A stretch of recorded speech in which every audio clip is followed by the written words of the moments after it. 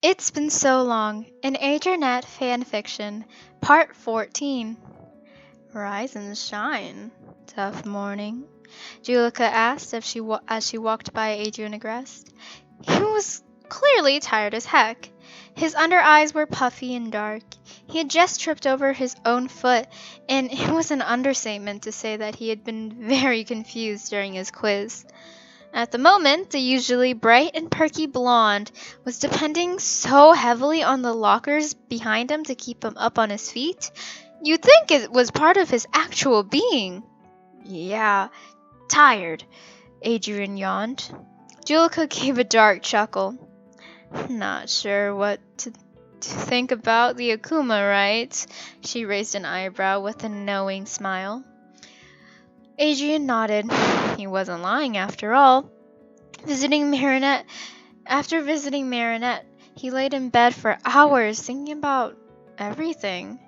The house, the kiss, the lack of feeling during the said kiss. Marinette. He was definitely thinking about Marinette, much to Plag's dismay. Julika clicked her tongue. I don't blame you. It was a tough one, and a weird one. Even to us, she mused. Adrian nodded his head, not sure if he had enough energy to even speak.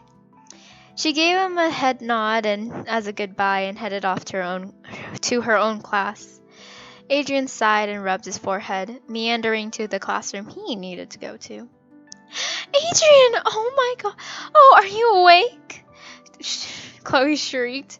She was very worried about him, clearly and very loudly. As much as he appreciated the concern, the high-pitched voice that she was using was giving him one heck of a headache. Yes, Chloe, I'm doing okay, he replied. His childhood friend pulled a pout. We are so lucky that Ladybug stopped the Akuma. It's too bad Moa was frozen. Queen Bee if Queen Bee had helped, it would go so much faster, she sighed brightly. Adrian nodded in agreement. Chloe, I finished your homework, Sabrina reported excitedly. Immediately, Chloe began to ridicule her. Adrian groaned.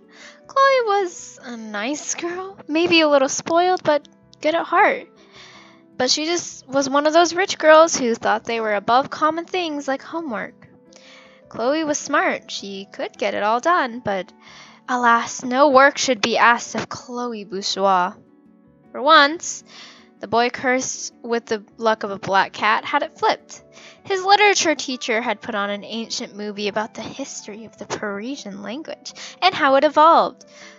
It was as interesting as it sounded, but it did give him time to lay his head down and rest, alleviating his growing headache slightly. Oddly enough, time kept moving during the frozen spell Matchmaker put everyone under. Of course, Adrian as Chat Noir was well aware of it, but it sure did annoy the other students because they had lost their precious weekend. Any parties, games, tournaments, meets, hangouts, or sleepovers would have to be rescheduled. Unlike everyone else, Adrian was okay with it, if not happy. More time out of the house and closer to Marinette. Speaking of which, he hadn't seen her today. It was a fairly normal occurrence, but he hadn't seen Alia either, which was interesting since she was normally with him and Nino in the mornings. That was something to take note of. Besides, no one was ready for the daylight savings on steroids, so of course the teachers had been reduced to scrambling for lesson plans. Adrian woke up around 2 minutes before the bell was to ring for the passing period. Thank goodness. He did not want to be that guy. Shaking his head and smacking his own cheek for a little bit more alertness, he picked up his bags and stood to wait by the door like everyone else. They're all dying for the day, nay, week, to be over for the sake of a real weekend. Dude, you look like you're about to crash, Nino said. Adrian sighed. Way to state the obvious, Adrian drawled. A smirk grew on the DJ's face, and he slung an arm around Adrian's shoulders. Wow, sleepy Adrian's a sassy Adrian. Wonder what the old man's thinking of it. He laughed. Adrian sent him a tired look that Nino just laughed at. Out of the corner of his eye, he noticed Alia walking towards them. Still no Marinette attached at the hip. She gave Nino a kiss on the cheek and looked at Adrian once over. "Wow, you look like living death," Alia commented, cocking her head to a side. Adrian gave her a tired smile. "You and Marinette can be twins then." That got Adrian to wake up. "What? Marinette's here? I didn't see her this early, so I didn't see her earlier, so I thought you just overslept again," Adrian said, biting back the immense excitement and curiosity seeping into his voice. Alia nodded. "I was surprised too the first time. Apparently, after America and some close calls to late meeting appearances, she always set alarms and gets to whatever on time. Kind of freaky, honestly. My little Mary is no longer has the constantly late bug," she joked, earning a laugh from her boyfriend. Adrian hummed. "I didn't see her with you earlier," he said. "Yeah, that's 'cause she was off talking to Celeste," Alia waved off. Adrian nodded. That was fine with him. They all had the next class together and then homeroom, so as long as he got to see Marinette, he was happy. Maybe Plug was right. Marinette had truly begun to eclipse Ladybug in his heart. Though it was not any better of a situation, if not worse for, say, the current boyfriend and past crush that would probably not spark up anytime soon. "For the last time, you are not switching seats, and nor is Miss Dupan Chang," the AP Bio teacher cried out in aspiration. Chloe and Marinette had been seated in the same desk, and neither girl was okay with that from the start. Many arguments or loud quips came from there. Chloe yelling at Marinette, Marinette groaning or giving her a quick snap, trying not to escalate the situation. Despite her best efforts, the blonde, pretty much princess of Paris, even Adrian had to agree with that less than flattering nickname, would have her own shrieking battles with the air around Marinette. Even with all that, the teacher held firm, refusing to give up her arrangement. It was strange to see someone stand so firm against Chloe that, wasn't Marinette or himself. Which was sad because this group of people included adults, minus Miss Bussier. Thank goodness she was a saint and Chloe still adored her. Though, who would risk their job? The mayor would fire said adult as soon as he hears of the news, or would threaten to cut funding until they left on their own, or were fired by their hires. "This is ridiculous! Utterly ridiculous!" Chloe uttered her infamous line. An annoyed sigh came from her desk partner. "Chloe, you're utterly ridiculous." Adrian's eyes went wide, and so did everyone else's. Marinette was leaned back and had her arms crossed in the most "don't test me" way possible. Chloe spun around, her face red and in a scowl. "Oh, don't think you can talk to me like that, Marinette!" Chloe marched up to her, spitting her name out like dirt. Of course, the strong-willed Marinette held her gaze. "Oh, who says?" Marinette replied coolly. Numerous gasps rippled through the class. Alia had a triumphant smirk on her face, even though she was not the one doing the talking, and was concealing one of his own. Adrian himself sighed, tired but glad Marinette was putting Chloe in her place. After all, Marinette had revealed the purse Chloe loved so much was not from Mommy Dearest. Chloe had calmed down about the seat thing, but clearly enough time had passed to where Chloe thought it was acceptable, or smart, to test the Chinese Parisian girl with a silver tongue. "I say!" Chloe bellowed, slamming a fist on the table. Marinette raised a brow, not even flinching from the red-faced, angry blonde of power in front of her. Then again, she had learned some new skills in America, and apparently snapping back and winning the verbal battle was one of them. You're saying that like I care." Marinette spat back. "Oh, here we go. Here's where it heats up. Chloe gets all irrational and angry while Mari just sits back and relaxes, fighting off everything Chloe had to say. Adrian heard a faint laugh and soft catfight number 18 from the back of the room. Honestly, they weren't wrong. You, ugh, Chloe sputtered, making Marinette smirk. Even with that utterly devious look on her face, somehow she still looked sweet and kind and innocent. Adrienne thought. What? Cat got your tongue? Marinette's right eyebrow went up high, and the amused smirk only grew. Her eyes grew in enjoyment at telling Chloe off, and her posture became taller and more intimidating, even though she was sitting down and Chloe was standing up.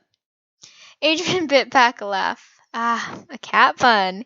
He had influenced her as shot, and that made him rather pleased. You don't even get to deserve to speak in my direction, Chloe shouted. That made Marinette scowl. Clearly, her anger levels were rising fast. Chloe whipped her head around, only to begin to shout at their teacher. I demand you change my seat and fail her. I demand, and you listen. I refuse to sit by a bakery wench. The classroom went silent. The quiet whispers of how the argument would go and bets on how long it would last for and how angry Chloe would get stopped. Even the teacher's mouth was agape and was clearly shocked. Adrienne's jaw dropped and fury stirred in him, as well as hurt. Chloe would never stoop to that low, and Adrienne was sure of it, yet she did. Alia almost growled. Her nose scrunched up, her eyes narrowed, her teeth were gritted together. Her hands were in a tight ball, ready to swing, and her eyes were cold and hardened. What did you just call me? Marinette said, her voice dangerously calm. Her arms have gotten tight despite her emotionless face. Her eyes showed fiery depths of rage. Chloe got closer to Marinette and sneered. You heard what I said, she hissed. Slam. Marinette had stood up lightning fast and threw both hands on the desk. I swear to God, she started, but their bio teacher began to yell at both girls furiously. Adrienne was shocked. It was very normal for Chloe to let her unhinged anger create such a mess. Marinette, on the other hand, would never let her emotions take control like that. Marinette took every little scream and blow and brushed it off with a smooth remark. She didn't bait Chloe or ferociously slam her hands down. This was not Marinette like at all. Marinette and Chloe continued to glare at each other while their teacher yelled some more. Marinette nodded her head, sinking back into her seat, but not withholding the dangerous stance. Chloe threw a snarl, only to be met with more scolding. After a drone, yes, we will not cause any more trouble, the teacher nodded and stormed to the front, enraged as ever. No one made a sound, not even the boys in the back that constantly talked. No one moved, and it seemed like no one breathed. No one in the halls came in, since screams and fierce yells weren't uncommon in this class. No one did anything. So the bio teacher instructed them all to open their books, and without a peep, everyone did. Slowly, the class filled with murmurs about the fight that occurred the first couple minutes of class. It was back to normal. Low background noise as the advanced biology was taught. Adrienne snuck small glances at Marinette and Chloe, who were still bitter.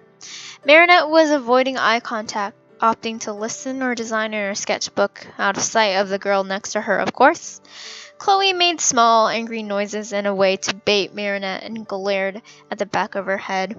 Behind Adrienne, Alia was practically choking the pencil in her hand, and her sharpened eyes were darting around the room. More hissing and small remarks came from Chloe that Marinette was ignoring. Thank God I live in a real home, not a cheap one above a store, Chloe hissed.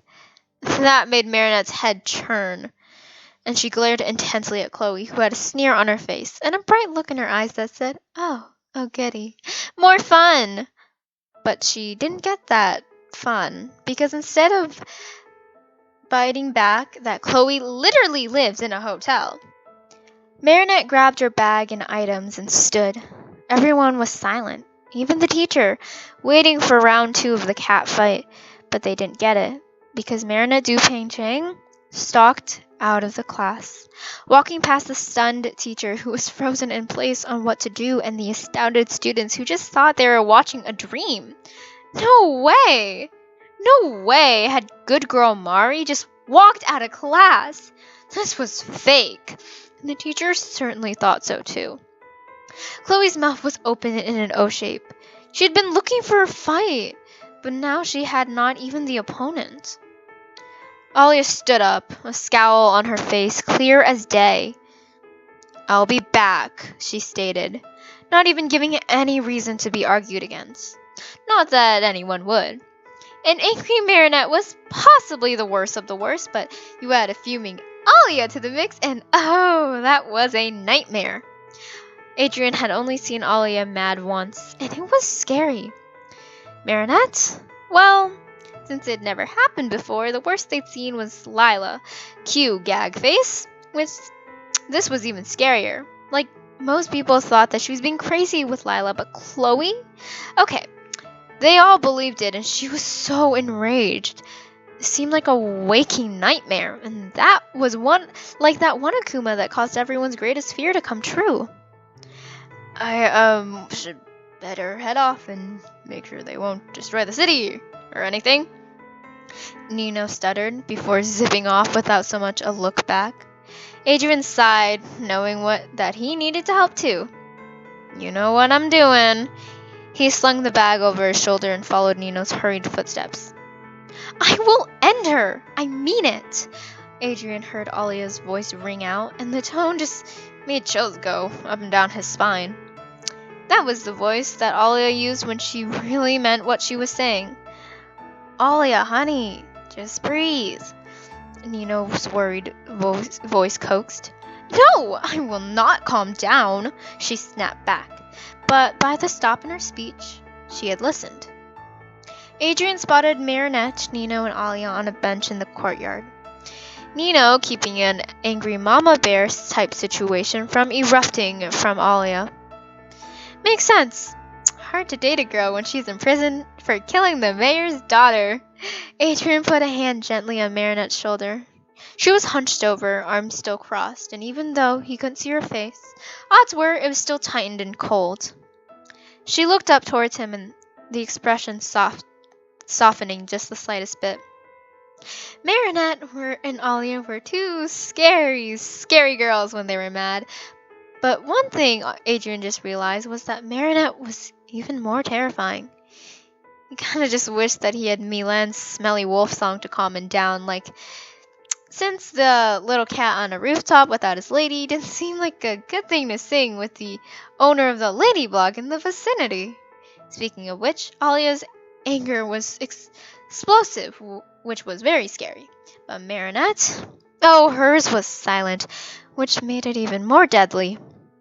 "Marinette," he said softly, holding out his water bottle for her. She looked at him with a blank stare before her eyes flickered to the water and back at him. Adrian nodded, giving her permission, and she carefully took it and took a drink. Marinette sighed, still mad and scary, but calmer than before. Anything was better than the quiet stare of death she had looming over her face during their, say, 25 minutes of class they had.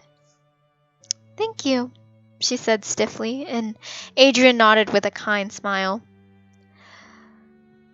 Chloe didn't need to shed that much knowledge of her vocabulary skills, Adrian said carefully. He had to tread the waters gingerly, lest he ended up with Marinette's anger directed towards him, which was something that he did not want.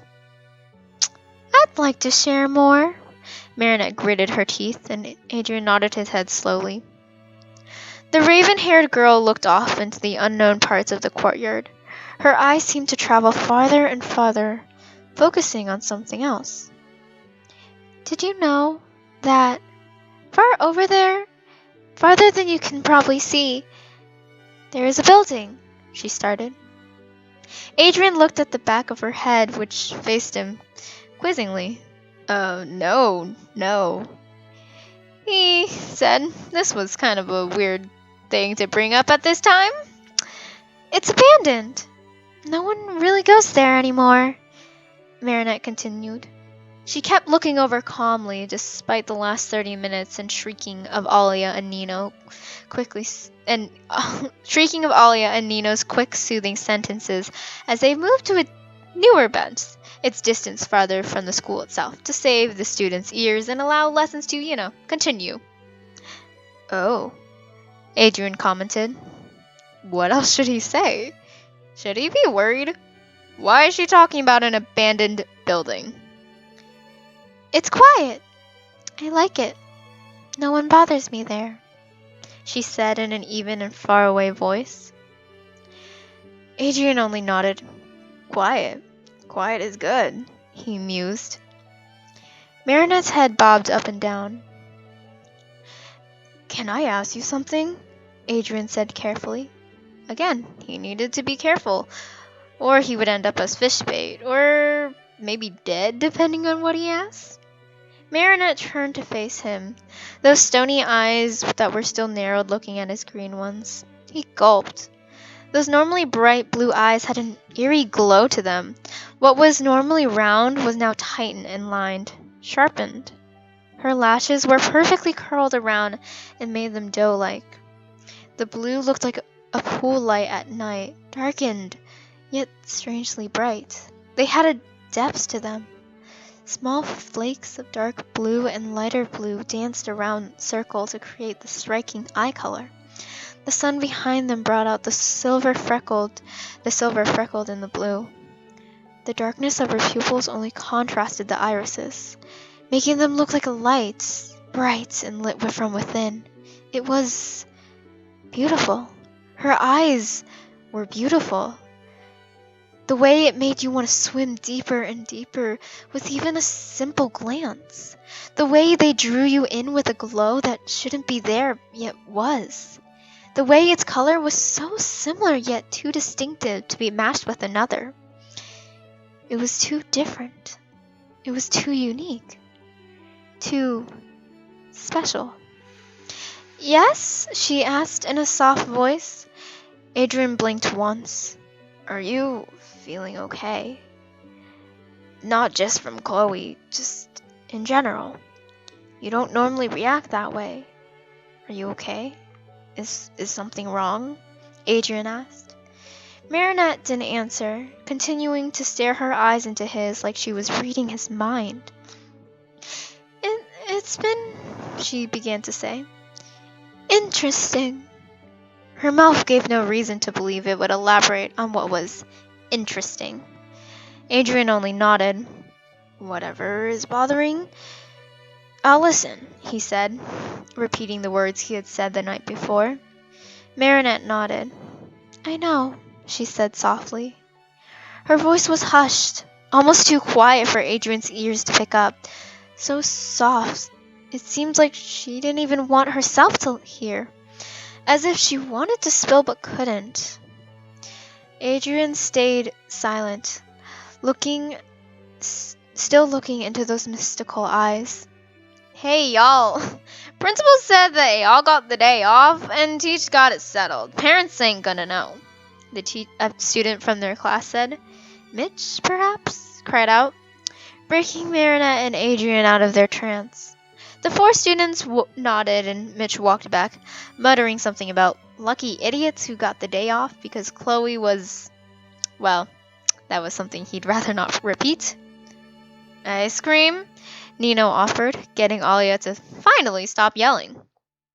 Adrienne nodded and Marinette gave a small sure.